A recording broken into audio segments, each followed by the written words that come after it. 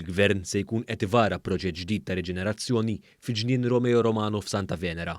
Ħabbar dan il-Ministru għall-Ambjent Aron Farrugia hekk kif sostna li permezz ta' dan il-proġett il-ġnien li jmur lura s-seklu 16 se jkun jista' jinfetaħ għall-pubbliku. F'konferenza tal-aħbarijiet, il-Ministru Farrugia spjega li dan il-Gvern se jkun qed isostni l-bżonn ta' pulmun aħdar fiż-żona.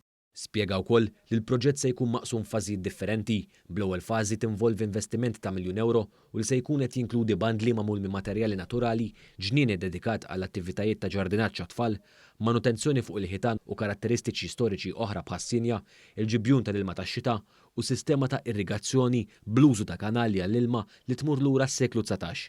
Fit-tieni stadju mbagħad qegħdin naraw illi r-razzett illi hawn warajja li ilu mitluq għal ħafna snin jiġi restawrat u jinbidel f'kitchen garden bħalma naraw fil-ġurnata ta' San Anton. U allura qegħdin naraw kunċett sħiħ ġdid ta' kif għandhom ikunu spazji miftuħa bejn issa żmien li ġej għall-familji Maltin u Għawċin. Intant il-Ministru Farrugia spjega kif ix-xogħlijiet se jkunu qed isiru mill-fera tal-Waste Serve Green Serve li timplementa proġetti mirati li jħaddru żoni urbani. Ħandaħlu modi sostenibbli ta' bandli ġodda wkoll magħmulin minn injam u materjali oħra li forsi l-poplu Malti ma tantx dori magħhom u hekk bħala parti mix-xogħol ta' Green Serve ħanibdew indaħlu l-kunċett illi wieħed jista' jgawdi n-natura b'mod illi ma jagħmilx impatt negattiv.